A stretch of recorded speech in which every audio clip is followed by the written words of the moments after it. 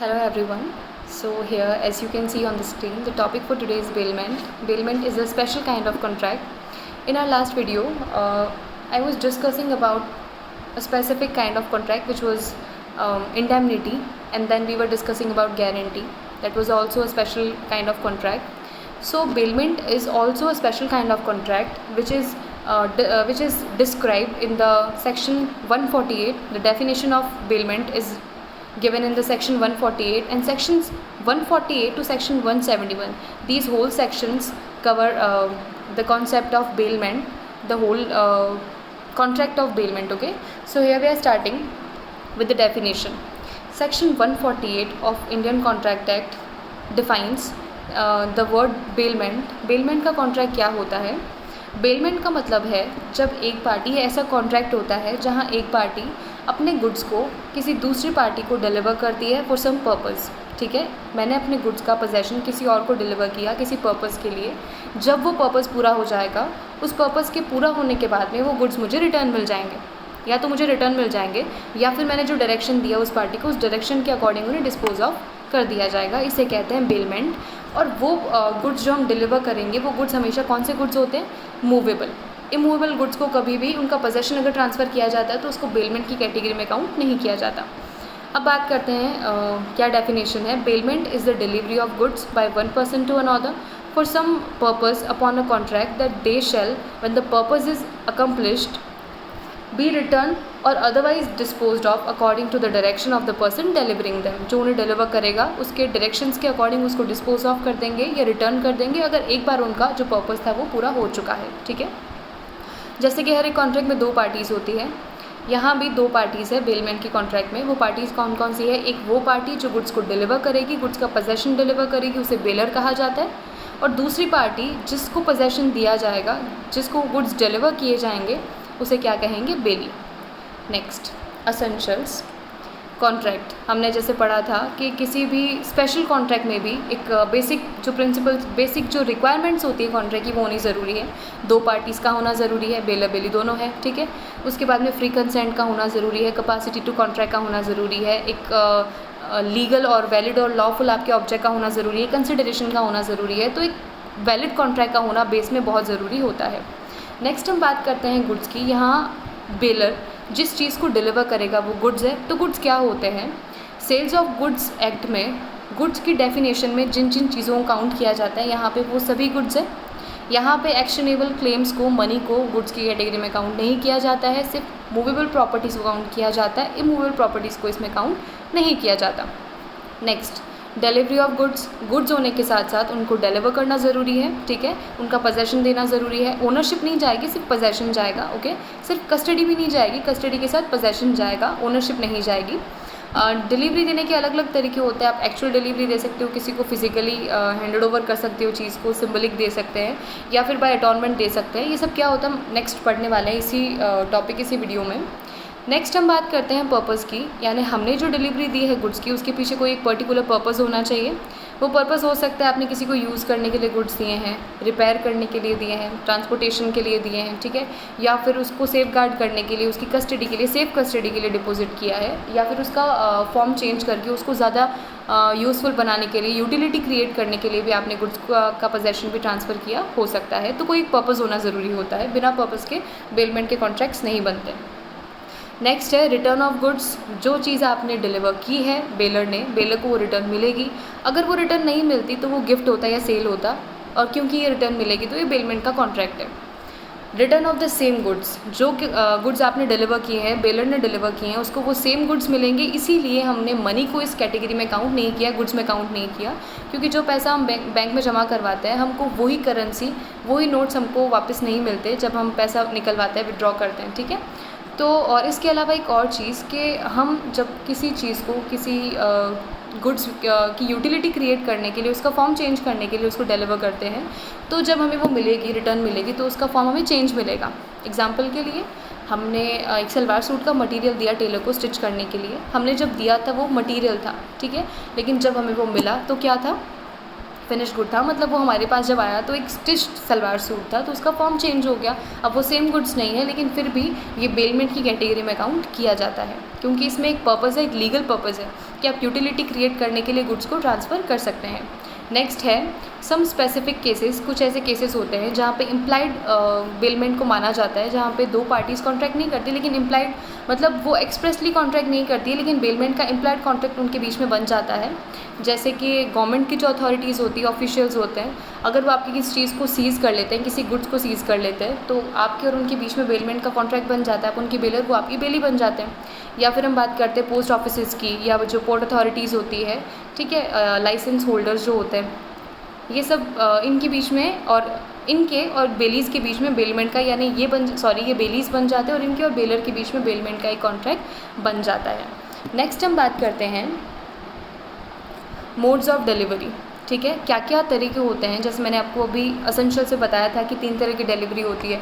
आप actually deliver कर सकते हैं, ठीक है, आप सिंबलिक डिलीवरी दे सकते हैं, या बाय अटॉनमेंट कंस्ट्रक्टिव डिलीवरी भी दे सकते हैं।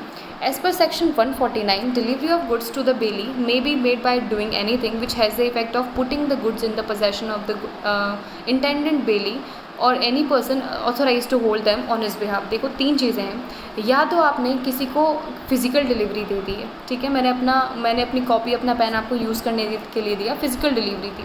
नंबर 2 सिंबलिक डिलीवरी, वो ऐसे कुछ ऐसे गुड्स होते हैं जिनकी फ़िज़िकल डिलीवरी पॉसिबल नहीं है, मैं अपनी गाड़ी आपको अपने हाथ में लेके आपके हाथ में नहीं दे सकती हूँ, तो उसकी सिंबलिक डिलीवरी क्या है कि मैंने उसकी कीज़ आपको हैंड ओवर कर दी है। ठीक है, नेक्स्ट है कंस्ट्रक्टिव डिलीवरी और डिलीवरी बाय अटॉनमेंट। यहाँ क्या होता है, आपके पास गुड्स पोजेशन में होते हैं पहले किसी और के नाम से, देन किसी और के नाम से, यानी पहले आप सेलर के लिए बेली थे, लेकिन अब आप किसके लिए बेली बन चुके हैं, बायर के लिए। वेयर हाउस में आपके पास गाड़ी रखी थी, पहले थी सेलर के नाम से, आप उसके बेली थे, उसने गाड़ी को बेच दिया, जो उसका बायर है आप उसके बेली बन गए, ये होती constructive delivery. Next classification of bailment on the basis of purpose, क्या क्या पर्पस होते हैं उनके बेसिस पे हम क्लासिफिकेशन कर सकते हैं। फॉर डिपॉजिट यानी कस्टडी के लिए, सेफ कस्टडी के लिए आप दे सकते हैं, यूज़ के लिए दे सकते हैं, प्लेज के लिए दे सकते हैं, अगर आपने किसी से पैसा उधार लिया है तो आप उनको एज अ प्लेज अपने गुड्स को डिलीवर कर सकते हैं। देन कैरेज के लिए, ट्रांसपोर्टेशन के लिए, क्रिएशन ऑफ यूटिलिटी, उसका फॉर्म बदलने के लिए, उसको और यूज़फुल बनाने के लिए। देन फॉर रिपेयर, उन रिपेयर के लिए भी अपने गुड्स को, अपने स्कूटर्स को या अपनी बाइक को या किसी भी चीज़ को रिपेयर के लिए वर्कशॉप्स पे देते हैं, तो वो भी बेलमेंट की कैटेगरी में ही काउंट होता है। Then on the basis of benefit, किस पार्टी को बेनिफिट होगा, बेलमेंट इस बेसिस पे भी डिवाइड किया गया है, मतलब बेलमेंट के जो कॉन्ट्रैक्ट्स होते हैं उनको क्लासीफाई किया गया है, 3 अलग अलग इनके टाइप्स है on the basis of benefit. Number 1 for the bailment for exclusive benefit of baler, for the exclusive benefit of Bailey and mutual benefits. पहला खाली बेलर के बेनिफिट के लिए, नंबर 2 खाली बेली के बेनिफिट के लिए, नंबर 3 म्यूचुअल बेनिफिट दोनों के बेनिफिट्स के लिए। ओके, सबसे पहला बेलर के बेनिफिट के लिए, अगर मैंने आपको एक गुड डिलीवर किया, ठीक है, और वो सिर्फ मेरे बेनिफिट के लिए था, एग्जांपल के लिए मैंने अगर आपको अपनी गाड़ी दी, ठीक है, और आपको ये कहा कि आप मेरे भाई को जाके स्कूल से लेके आ जाइए, यानी इसमें मेरा बेनिफिट था, मैंने आपको अपनी गाड़ी का पोजेशन तो दिया, लेकिन बेनिफिट किसका था, मेरा था। Okay, then on the for the exclusive benefit of bailee, या तो मेरे भाई को नहीं लेके आना था, आपने मेरी गाड़ी का पोजेशन लिया, मैंने अपनी गाड़ी का पोजेशन आपको डिलीवर किया, लेकिन वो किसको लाने के लिए, आप अपने भाई को लाने के लिए ही मेरी गाड़ी को लेके जा रहे हैं, तो आप इसमें सिर्फ किसका बेनिफिट है, बेली का, जो मुझसे गाड़ी ले रहा है उसका, जो मुझसे पोजेशन ले रहा है उसका बेनिफिट है, तो ये है for the exclusive benefit of Bailey. Mutual benefit, आप वो गाड़ी मुझसे लेके जाएंगे, मैं उसका पोजीशन आपको डिलीवर करूँगी, लेकिन उस गाड़ी में आप मेरे भाई को भी लेकर आएंगे और अपने भाई को भी लेकर आएंगे, यानी एग्जांपल के लिए हमारे भाई किसी स्कूल में पढ़ते हैं और आप मेरी गाड़ी लेकर जा रहे हैं मेरे भाई को भी लाने के लिए और अपने भाई को भी लाने के लिए, तो यहाँ हमारे बीच जो कॉन्ट्रैक्ट बनेगा वो किसके लिए, बेनिफिट के लिए, म्यूचुअल बेनिफिट्स के लिए, यानी बेलमेंट का जो कॉन्ट्रैक्ट होता है वो सिर्फ बेलर के बेनिफिट के लिए भी हो सकता है, सिर्फ बेली के बेनिफिट के लिए भी हो सकता है, और दोनों के बेनिफिट्स के लिए यानी म्यूचुअल बेनिफिट्स के लिए भी हो सकता है। नेक्स्ट हम बात करते हैं on the basis of reward. Reward के बेसिस पे बेलमेंट 2 तरह का होता है, ग्रेचुटस, नॉन ग्रेचुटस। हमने जब कंसिडरेशन का चैप्टर पढ़ा था तो हमने पढ़ा था कुछ ऐसे कॉन्ट्रैक्ट्स होते हैं जहाँ बिना कंसिडरेशन भी उसको वैलिड कॉन्ट्रैक्ट माना जाता है, ये वो बात आ गई है। यहाँ हम पढ़ते हैं कि 2 तरह के बेलमेंट होते हैं on the basis of reward, gratuitous bailment and non gratuitous bailment. Gratuitous bailment क्या होता है, जहाँ पे कंसिडरेशन नहीं होता, यानी आप डिलीवर कर रहे हैं लेकिन फ्री में डिलीवर कर रहे हैं, ठीक है। और नॉन ग्रेचुटस जहाँ पे एटलीस्ट कुछ कंसिडरेशन होना चाहिए, जो दोनों के बीच में दोनों के लिए कोई ना कोई कंसिडरेशन होना चाहिए। अगर कुछ कंसिडरेशन है तो वो नॉन ग्रेचुटस है, और कंसिडरेशन नहीं है बिल्कुल भी तो वो ग्रेचुटस बेलमेंट होता है। अब इन दोनों के बीच में क्या डिफरेंस है? सबसे पहला, इट इज़ फॉर द यहाँ हम बात करें ग्रेचुटस की, it is for the benefit either of the baler और ऑफ द बेली। जो फ्री का बेलमेंट होता है, ग्रेचुटस बेलमेंट होता है, जहाँ पे कंसिडरेशन नहीं होता, वहाँ या तो बेनिफिट है बेलर को या बेनिफिट है बेली को। मतलब जो फ्री में काम कर रहा है उसके अलावा जो दूसरी पार्टी है उसको बेनिफिट होगा। Next, the bailor is bound, यहाँ इसकी जगह नॉन ग्रेचुटस में क्या होता है, ये म्यूचुअल बेनिफिट्स के लिए होता है जहाँ दोनों को बेनिफिट होता है। Next, the bailor is bound to disclose to the bailee faults in the goods bailed of which bailor is aware. अगर आप ग्रेचुटस बेलमेंट बना रहे हैं तो अगर आप किसी गुड्स को डिलीवर कर रहे हैं, उस गुड में उसमें क्या दिक्कत है, ठीक है, क्या डिफेक्ट्स है, वो डिफेक्ट्स बताने ज़रूरी है जिनसे आप अवेयर हैं। लेकिन नॉन ग्रेचुटस में जिन डिफेक्ट से आप अवेयर हैं या जिनसे आप अवेयर नहीं भी हैं, सारे के सारे डिफेक्ट्स आपको डिस्क्लोज़ करने ज़रूरी होते हैं। इसकी वजह से अगर सामने वाली पार्टी को नुकसान हो जाता है तो नॉन ग्रेचुटस में वो आप पे क्लेम कर सकते हैं। Next, the bailor shall repay to the bailee the necessary expenses incurred by him for purpose of bailment. Bailment जो ग्रेचुटस होता है वहाँ पे नेसेसरी एक्सपेंसेस को ही बियर करता है सिर्फ, और नॉन ग्रेचुटस में क्या होता है, जो बेलर होता है यानी जो डिलीवर करता है वो ना सिर्फ नेसेसरी एक्सपेंसेस को, वो सिर्फ एक्स्ट्राऑर्डिनरी एक्सपेंसेस को ही बियर करेगा, और ग्रेचुटस में आप नेसेसरी एक्सपेंसेस को भी बियर करेंगे। बेलर जो होता है, जो सामान को डिलीवर करता है, वो नेसेसरी एक्सपेंसेस को बियर करता है। यानी आपने जिसको गुड्स को डिलीवर किया है, अगर वो उस गुड्स पे उस सामान पे किसी भी तरह का एक्सपेंसेस करते हैं, ठीक है, अगर आपने अपनी गाय को किसी को कस्टडी के लिए देके गए कि आप उनका ध्यान रखना और आप यहाँ से बाहर जा रहे हैं, तो उस गाय पे जो खर्चा किया गया उसको फीड करने के लिए, उसको चारा अगर उन्होंने खिलाया तो वो नेसेसरी एक्सपेंसेस है और ग्रेचुटस में आपको वो पे करना पड़ेगा। नेक्स्ट हम बात करते हैं नॉन ग्रेचुटस की। अगर आपने घोड़ा हायर किया है, ठीक है, आपने उसको फीडिंग एक्सपेंसेस लगे, कुछ मेडिकल एक्सपेंसेस लगे उस पर। फीडिंग एक्सपेंसेस क्योंकि नेसेसरी एक्सपेंसेस होते हैं तो वो सिर्फ ग्रेचुटस बेलमेंट में मिलते हैं, आपको वहाँ सिर्फ जो एक्स्ट्राऑर्डिनरी एक्सपेंसेस होते हैं वही मिलेंगे।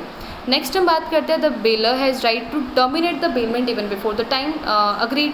ग्रेचुटस में क्योंकि आप फ्री में किसी को अपना गुड डिलीवर कर रहे हैं, ठीक है, तो आप क्या कर सकते हैं, पर्पस पूरा होने से पहले ही अपने गुड्स को वापस ले सकते हैं। जबकि नॉन ग्रेचुटस में ऐसा नहीं हो सकता, जब तक टाइम पूरा नहीं होगा, जितने टाइम के लिए आपने एग्री किया था वो टाइम जब तक पूरा नहीं होगा उससे पहले आप गुड्स को वापस नहीं ले सकते। It is terminated by the death either of the bailor of the bailee. Gratuitous contract जो होता है, दोनों में से किसी एक की भी डेथ अगर हो जाती है तो वो उस कॉन्ट्रैक्ट को पूरा माना जाता है, डिस्चार्ज माना जाता है, वो कॉन्ट्रैक्ट वहीं टर्मिनेट हो जाता है। जबकि नॉन ग्रेचुटस में किसी भी पार्टी की डेथ से आपका जो कॉन्ट्रैक्ट है वो टर्मिनेट नहीं होगा। ड्यूटीज़ और लायबिलिटीज़ ऑफ बेलर। बेलर की क्या ड्यूटीज़ और क्या लायबिलिटीज़ होती है? बेलर वो है जो गुड्स को डिलीवर करता है। Number 1, duty to deliver the goods को डिलीवर करने की आपकी ड्यूटी है। Number 2, to disclose faults in the goods. अगर आपके गुड्स में किसी तरह का डिफेक्ट है, फॉल्ट्स है, तो उनको आपको डिस्क्लोज़ करना पड़ेगा। अगर आप ग्रेचुटस बेलमेंट कर रहे हैं तो आप जिन डिफेक्ट से, जिन फॉल्ट से आप अवेयर है वो फॉल्ट्स आपको बताने होंगे, और नॉन ग्रेचुटस में चाहे आप अवेयर है चाहे नहीं है, सारे के सारे फॉल्ट्स आपको बताने होंगे। Next, to repay expenses. इसके अलावा मैंने जैसे आपको बताया, ग्रेचुटस अगर आपने कॉन्ट्रैक्ट किया तो नेसेसरी एक्सपेंसेस देने पड़ेंगे, और नॉन ग्रेचुटस कॉन्ट्रैक्ट किया तो जो एक्स्ट्राऑर्डिनरी एक्सपेंसेस है वो पे करने पड़ेंगे, रीपे करने पड़ेंगे, sorry. To indemnify in case of premature termination. मैंने आपको बताया था कि ग्रेचुटस बेलमेंट में आप टाइम से पहले ही, यानी जो अग्रीड टाइम था उससे पहले ही अपने गुड्स को वापस ले सकते हैं, कॉन्ट्रैक्ट बीच में तोड़ सकते हैं, ठीक है। जो गुड्स आपने डिलीवर किए थे वो आप वापस ले सकते हैं। लेकिन अगर आप वापस लेते हैं तो आपको सामने वाली पार्टी को अगर कोई नुकसान हो रहा है, उनको आपके गुड्स के डिलीवर होने से जितना बेनिफिट हुआ और जितना लॉस हुआ, अगर बेनिफिट कम लॉस ज़्यादा है तो जो एक्स्ट्रा लॉस है वो आपको बियर करना पड़ेगा। टू पे रेम्यूनरेशन और चार्जेस टू द बेली। अगर आपका नॉन ग्रेचुटस बेलमेंट है तो जो चार्जेस बनते हैं वो आपको बेली को देने पड़ेंगे। अगर आपने कस्टडी के लिए, अगर आपने रिपेयर करने के लिए, अगर आपने ट्रांसपोर्टेशन के लिए उनको गुड्स दिए हैं तो चार्जेस आपको देने पड़ेंगे, अगर आपका कॉन्ट्रैक्ट नॉन ग्रेचुटस है तो। ड्यूटीज़ और लायबिलिटीज़ ऑफ बेली। अब हम उस पार्टी की बात कर रहे हैं जिनको गुड्स ट्रांसफ़र किए गए थे, पोजेसन दिया गया था। To take care of the goods bailed. जिन गुड्स का पोजेसन आपको मिला है आपको उनका अच्छे से ध्यान रखना है। Number 2, to indemnify in the case of negligence. अगर आपकी गलती की वजह से, आपकी केयरलेसनेस की वजह से, आपकी नेग्लिजेंस की वजह से गुड्स में कोई डिफेक्ट हो जाता है, गुड्स डिस्ट्रॉय हो जाते हैं या ख़राब हो जाते हैं, या उसमें किसी भी तरह का डिफेक्ट आ जाता है, तो आपको जो आपका दूसरी पार्टी थी यानी आपके जो बेलर थे उनको इंडेमनीफाई करना पड़ेगा, जो लॉस होगा उसको आपको बियर करना पड़ेगा, कंपनसेट करना पड़ेगा। Not to do any act inconsistent with the condition, contract में जो कंडीशंस लिखी गई थी कि इन पर्पसेस के लिए यूज़ कर सकेंगे, ठीक है, उन कंडीशंस के अगेंस्ट आप कुछ भी नहीं करेंगे।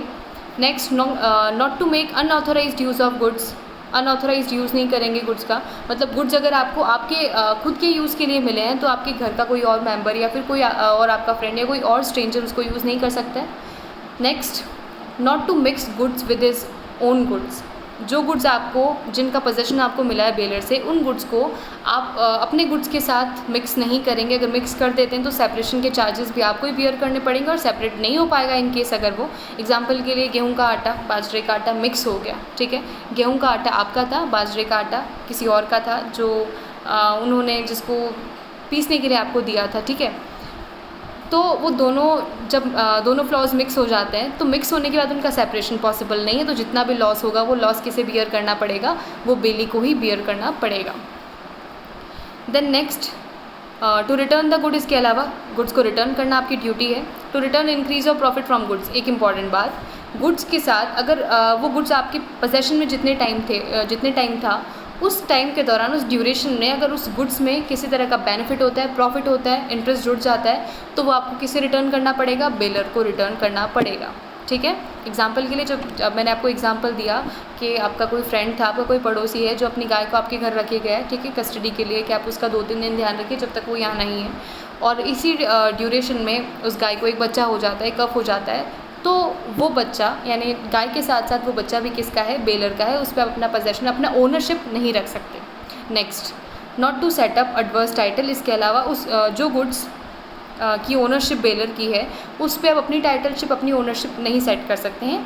नेक्स्ट हम बात करते हैं राइट्स ऑफ द बेली, वो पार्टी जिसको गुड्स डिलीवर किए जाते हैं उसके क्या राइट्स होते हैं। टू क्लेम डैमेजेस, हम यहाँ बात कर रहे थे क्या राइट्स होते हैं बेली के, तो कुछ राइट्स बेली के होते हैं, कुछ राइट्स साथ में बेलर को भी दिए जाते हैं। एक बात ध्यान रखना, जो बेलर के राइट्स है वो बेली की ड्यूटीज़ है, ठीक है, और जो बेली के राइट्स है वो क्या है, बेलर की ड्यूटीज़ है। तो यहाँ हम बात करते हैं बेली के पास क्या राइट्स होते हैं। टू क्लेम डैमेजेस, अगर कोई फॉल्ट ऐसा था उस गुड में जो आपको डिलीवर किया गया और आपको वो फॉल्ट नहीं बताया गया, इंटीमेट नहीं किया गया, और उस फॉल्ट की वजह से, उस डिफेक्ट की वजह से आपको कुछ नुकसान हो जाता है, तो उन डैमेजेस के लिए आप क्लेम कर सकते हैं बेलर पे। Next, to claim necessary expenses, मैंने आपको बताया था necessary expenses in case of gratuitous bailment and extraordinary expenses in case of non gratuitous bailment. Right to be indemnified किस केस में, अगर प्री मेच्योर टर्मिनेशन हो जाता है तो उस केस में आप क्या कर सकते हैं, जितना नुकसान आपको हुआ बेनिफिट से ऊपर उसको उस लॉस को किससे इंडेमनीफाई करेंगे, जो नेक्स्ट पार्टी है बेलर से। नेक्स्ट है to recover loss due to defective title of goods, अगर बेलर का जो टाइटलशिप था वो डिफेक्टिव है, किसी चुराए हुए सामान को, स्टोलन गुड्स को मैंने आपको डिलीवर कर दिया, तो उसकी वजह से मुझे जो लॉस होगा, बेली को जो लॉस होगा उसे कौन कंपनसेट करेगा, बेलर कंपनसेट करेगा। Then to deliver goods to one of the joint bailors, जहाँ कॉन्ट्ररी कोई कॉन्ट्रैक्ट नहीं बना है और जॉइंट बेलर्स है, तो जॉइंट बेलर्स में से मैं किसी एक बेलर को उस गुड को रिटर्न कर सकती हूँ without the consent of the remaining बेलर्स।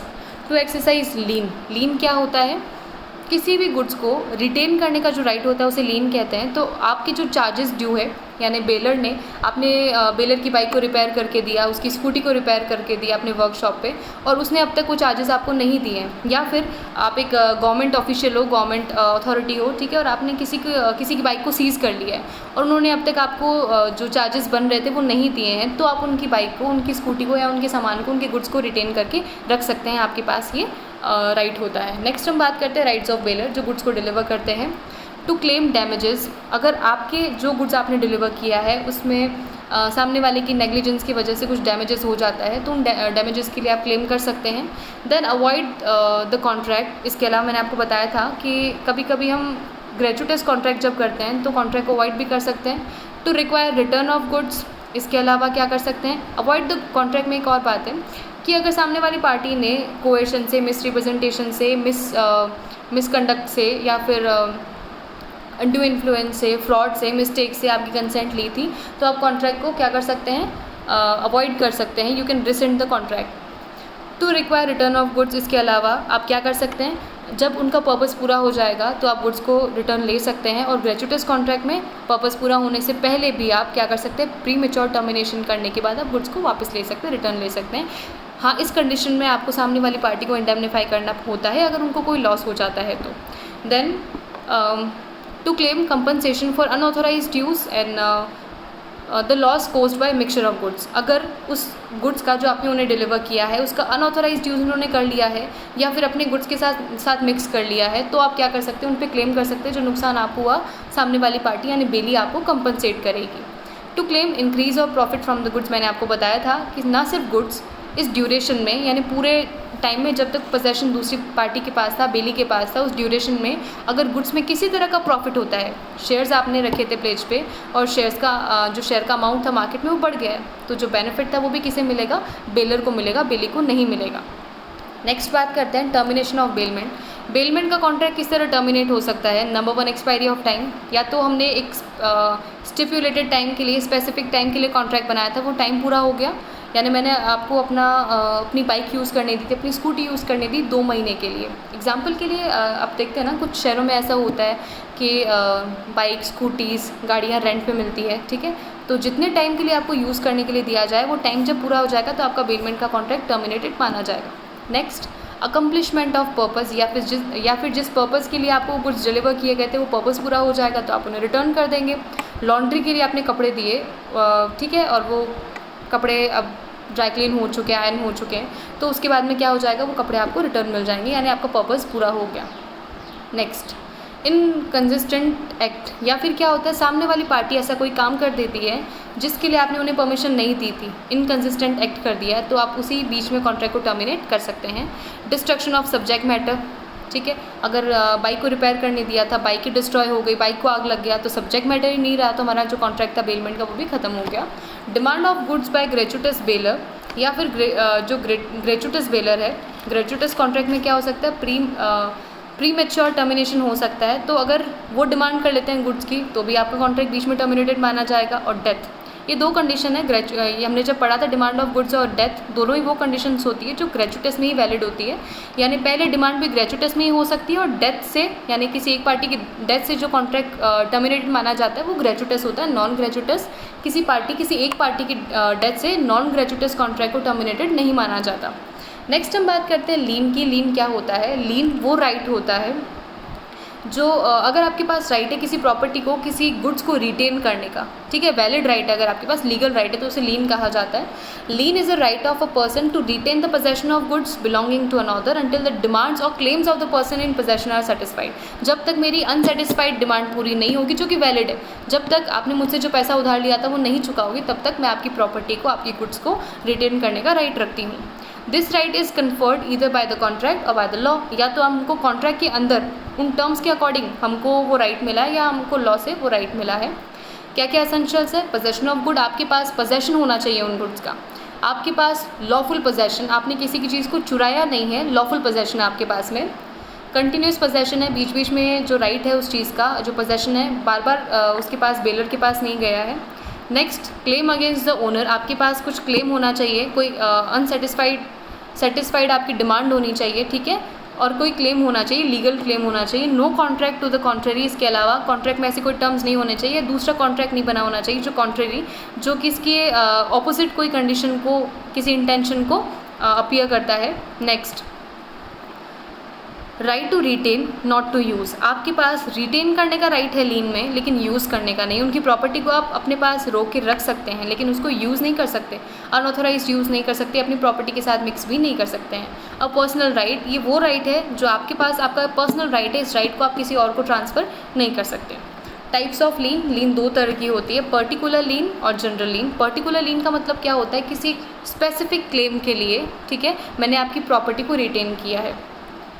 Available against those goods and in respect of whom certain claims are unsatisfied, यानी जिस प्रॉपर्टी पे कुछ क्लेम्स बाकी है उसके लिए अगर किसी प्रॉपर्टी को रोकती हूँ तो वो पर्टिकुलर लीन होता है। और जनरल लीन क्या है, available against any goods in possession of the बेली, मैंने आपके सामान को रोक के रखा क्योंकि हमारा जो जनरल बैलेंस ऑफ अकाउंट था उसके लिए मैंने आपकी प्रॉपर्टी को रिटेन किया, तो वो जनरल लीन है। और पर्टिकुलर लीन मतलब कोई स्पेसिफिक ऐसा हमारी डील थी, ठीक है, और ऐसा कोई डेब्ट था जो अभी चल रहा है आपका, यानी कुछ पैसा ऐसा है जो मैं आपसे मांग रही हूँ, मैं आपके लिए आपकी क्रेडिटर हूँ, आप डेटर है। उस कंडीशन में क्या हो सकता है, किसी स्पेसिफिक ट्रांजैक्शन के लिए, स्पेसिफिक डील के लिए अगर मैंने आपकी प्रॉपर्टी को, अगर आपके गुड्स को रिटेन किया है तो वो पर्टिकुलर लीन होता है। Available against those goods in respect of which certain claims are unsatisfied can be exercised for recovery of remuneration due for services rendered in respect of the goods. General lien की बात करते हैं, available against any goods in possession of the bailee और can be exercised for recovery of general balance of account due against the owner of the goods. Okay, particular lien किसी एक particular claim के लिए की जाती है, particular जो goods हैं उनके लिए ली जाती है, और जो जनरल लीन है वो हमारा कोई जनरल बैलेंस ऑफ अकाउंट है उनके लिए, अगर मैंने आपकी प्रॉपर्टी, आपके गुड्स को रिटेन कर लिया तो वो जनरल लीन है। ओके, आई होप आपको ये टॉपिक क्लियर हो चुका है। नेक्स्ट वीडियो में हम प्लेज को पढ़ने वाले हैं। Thank you so much.